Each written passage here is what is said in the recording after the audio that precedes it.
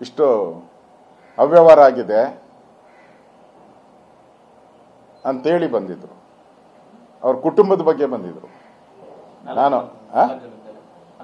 ಯಾರು ಅಂತ ಹೇಳಲ್ಲ, ಮಂತ್ರಿಗಳ ಮೇಲೆ ನಾನು ಆ ಕುಟುಂಬದ ಮೇಲೆ ಬಂದಿರೋದ್ರಿಂದ ನಾನು ಯಾಕಂದ್ರೆ ಮೇಡಮ್ ಅವರು ಹೇಳವ್ರೆ, ಯಾರು ನಮ್ಮ ಗೌರವಾನ್ವಿತ ಸಿದ್ದರಾಮಯ್ಯನವರ ಶ್ರೀಮತಿಯವರು, ನಾನು ಅದಕ್ಕೆ ಸಹಮತ ಇದೆ.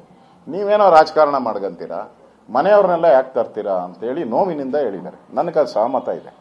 ಆ ದೃಷ್ಟಿಯಿಂದ ನಾನು ಅದನ್ನ ಮಾಡಕ್ಕೆ ಹೋಗ್ಲಿಲ್ಲ. ಹಂಗಾರೆ ಹಿಟ್ ಅಂಡ್ ರನ್ ಹೇಳ್ಬಿಟ್ಟು ಅಲ್ಲ, ಕೇಳಿದ್ರೆ ಅವ್ರು ಎಲ್ಲಿ ಹೇಳಿದ್ರೆ ಅಲ್ಲಿ ತಗೊಂಡೋಗಿ, ಅವರು ಎಲ್ಲಿ ಹೇಳಿದ್ರೆ ಅಲ್ಲಿ ತಗೊಂಡೋಗಿ ಅವ್ರ ಮನೆಗೆ ತಗೊಂಡೋಗಿ ಕಾದ್ಬಿಟ್ಟು 1 ಅವರ್ ಬೇಕಾದ್ರೆ ಬಾಗಿಲಲ್ಲಿ ನಿಲ್ಲಿಸಿ ಕಾಯಿಸ್ಲಿ, ನಾನು ಬೇಕಾದ್ರೆ ತಗೊಂಡೋಗಿ ನಾನು ಕೊಡಕ್ಕೆ ಸಿದ್ಧ ಇದ್ದೇನೆ. ಇದು ಸತ್ಯ ಸಂಗತಿ. ಅದರಿಂದ ನೋಡಿ, ಆಪಾದನೆ ವಿರೋಧ ಪಕ್ಷ ಅಂದಮೇಲೆ ನಾವು ಆಪಾದನೆ ಮಾಡೋವಂಥದ್ದಕ್ಕೆ ಜನ ನಮ್ಮನ್ನ ತಿರಸ್ಕಾರ ಮಾಡಿದ್ದಾರೆ. ಕಳೆದ ಬಾರಿ ಎಲೆಕ್ಷನ್ನಲ್ಲಿ ಜನ ತಿರಸ್ಕಾರ ಮಾಡಿ ನಿಮ್ಮನ್ನ ವೋಟ್ ಹಾಕದೆ ನಮ್ಮನ್ನ ಅಪೋಸಿಷನ್ ಅಲ್ಲಿ ಕೂತಿಸಿದ್ದಾರೆ. ನಿಮ್ಮನ್ನ ಜನ ಅಕ್ಸೆಪ್ಟ್ ಮಾಡಿ 136 ಸೀಟ್ ಕೊಟ್ಟು ನಿನ್ನ ಅಧಿಕಾರದಲ್ಲಿ ಕೂತಿರ್ತಾರೆ. ಜನ ಏನ್ ಬಯಸ್ತಾರೆ ಅಂತಾರೆ, ನಿಮ್ಗೆ ಅಧಿಕಾರದಲ್ಲಿದೆ, ಜನಕ್ಕೆ ಒಳ್ಳೆ ಕೆಲಸ ಮಾಡಿ, ಅಭಿವೃದ್ಧಿ ಕಾರ್ಯ ಮಾಡಿ, ಡೆವಲಪ್ಮೆಂಟ್ ಮಾಡಿ ಅಂತ ಜನ ರೂಲಿಂಗ್ ಪಾರ್ಟಿಗೆ ಕೊಡೋದು. ವಿರೋಧ ಪಕ್ಷಕ್ಕೆ ಏನ್ ಹೇಳ್ತಾರೆ ಅಂತೆ, ಸರ್ಕಾರದ ಮೇಲೆ ಆಪಾದನೆಗಳು ಏನೇನ್ ಬರ್ತತೋ ಅದನ್ನ ಜನಕ್ಕೆ ತಿಳಿಸಿ, ಮಾಧ್ಯಮಕ್ಕೆ ತಿಳಿಸಿ, ಆಪಾದನೆಗಳನ್ನ ರೈಸ್ ಮಾಡಿ. ನೀವಿರೋದೇ ಆಪಾದನೆ ರೈಸ್ ಮಾಡಕ್ಕೆ ಅಂತ. ನನ್ನ ಡ್ಯೂಟಿ ನಾನು ಮಾಡ್ತಾ ಇದ್ದೀನಿ.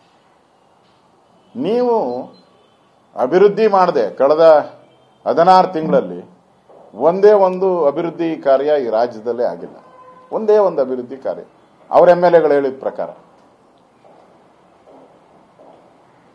ಒಂದೇ ಅಭಿವೃದ್ಧಿ ಮಾಡಿಲ್ಲ. ಈಗ ನನ್ನ ರಾಜೀನಾಮೆಯನ್ನ ನೀವು ಕೇಳ್ತಾ ಇದ್ದೀರಾ. ಇವತ್ತು ನಿಮ್ಮ ರಾಜೀನಾಮೆನ ಯಾರು ಕೇಳಿದ್ದಾರೆ? ಲೋಕಾಯುಕ್ತರು, ಇಂದಿನ ಲೋಕಾಯುಕ್ತರು, ಸುಪ್ರೀಂ ಕೋರ್ಟ್ ಜಡ್ಜ್ ಯಾರು, ಗೌರವಾನ್ವಿತ ಸಂತೋಷ್ ಹೆಗ್ಡೆ ಅವರು ಕೇಳ್ತಾ ಇದ್ದಾರೆ. ನಂದೇನನ್ನ ಕೇಳಿದ್ರು ಅವರು. ನಿಮ್ಮ ರಾಜೀನಾಮೆಯನ್ನ ಸ್ಪೀಕರ್ ಅವರು, ಕೋಳಿವಾಡ ಅವರು, ಸ್ಪೀಕರ್ ಅವರು, ಕಾಂಗ್ರೆಸ್ ಪಾರ್ಟಿಯನ್ನ ಕರ್ನಾಟಕದಲ್ಲಿ ಕಟ್ಟಿದಂತವ್ರು ಕೋಳಿವಾಡ ಅವ್ರು ಕೇಳ್ತಾ ಇದ್ದಾರೆ. ಇಷ್ಟೆಲ್ಲ ಇದ್ದುಕೊಂಡು ನೀವು ನನ್ನ ಮೇಲೆ ಇಲ್ಲ ಸಲ್ಲದ ಆಪಾದನೆಗಳನ್ನ ಮಾಡುವಂಥದ್ದು ಸರಿ ಇಲ್ಲ. ಅದಕ್ಕೋಸ್ಕರ ನೀವು ನಿನ್ನೆ ಪತ್ರಿಕಾ ಸಂದರ್ಶನದಲ್ಲಿ ಹೇಳಿದಿರ ಆನ್ಸರ್ ಮಾಡಬೇಕು ಅಂತ ಹೇಳಿದಿರ. ಆ ದೃಷ್ಟಿಯಿಂದ ನಿಮ್ಮ ಆದೇಶಕ್ಕೆ ಒಳಪಟ್ಟು ನಿಮಗೆ ಗೌರವ ಕೊಡಬೇಕು ಅನ್ನೋ ದೃಷ್ಟಿಯಿಂದ ನೀವಿರೋ ಪೋಸ್ಟು ಕರ್ನಾಟಕದ 7 ಕೋಟಿ ಜನರುಗಳ ಮೇಲೆ ಇದ್ದೀರಾ. ನೀವು ಅವ್ರಿಗಿಂತ ಸ್ವಲ್ಪ ಮೇಲೆ ಇದ್ದೀರಾ. ನಿಮ್ಮ ಪೀಠ ದೊಡ್ಡದಿರೋದ್ರಿಂದ ಗೌರವ ಕೊಟ್ಟು ನಾನು ಈ ಉತ್ತರಗಳನ್ನು ಕೊಟ್ಟಿದ್ದೀನಿ. ಸ್ವೀಕಾರ ಮಾಡೋದು ಬಿಡೋದು ನಿಮಗೆ ಸಂಬಂಧಪಟ್ಟಿದ್ದು.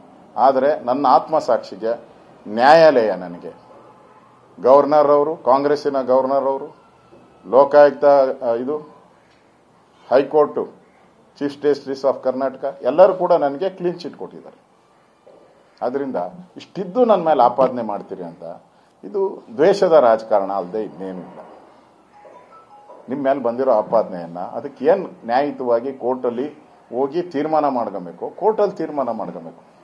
ಅದು ಬಿಟ್ಟು ವಿರೋಧ ಪಕ್ಷಗಳನ್ನ ಗುರಿಯಾಗಿಟ್ಕೊಂಡು ಈ ತರ ವಿರೋಧ ಪಕ್ಷಗಳನ್ನ ಹೀಯಾಳಿಸುವಂಥದ್ದು, ವಿರೋಧ ಪಕ್ಷಗಳಿಗೆ ಅವಮಾನ ಮಾಡುವಂಥದ್ದು ಒಳ್ಳೆ ನಡವಳಿಕೆ ಅಲ್ಲ. ಇದು ನೀವೇನೋ ತಿಳ್ಕೊಂಬಿಟ್ಟಿದ್ದೀರಾ, ಇನ್ನೊಂದು 1000 ವರ್ಷ ನಾವೇ ಅಧಿಕಾರದಲ್ಲಿರ್ತೀರಿ ಅಂತ ತಿಳ್ಕೊಂಡಿದ್ದೀರ. 1000 ವರ್ಷ ಮನುಷ್ಯನೂ ಬದುಕಲ್ಲ. ಅದರಿಂದ ಇದು ಚಕ್ರ ಇದ್ದಂಗೆ, ಚಕ್ರ ಸುತ್ತುತ್ತಾ ಇರ್ತೈತೆ. ಇವತ್ತು ಅಧಿಕಾರದಲ್ಲಿದ್ದವರು ನಾಳೆ ಇಲ್ಲ. ಕಳೆದ 30 ವರ್ಷದಲ್ಲಿ ಯಾವುದೇ ಪಾರ್ಟಿ ರಿಪೀಟೇ ಆಗಿಲ್ಲ ಕರ್ನಾಟಕದಲ್ಲಿ. ಕಳೆದ 30 ವರ್ಷದಲ್ಲಿ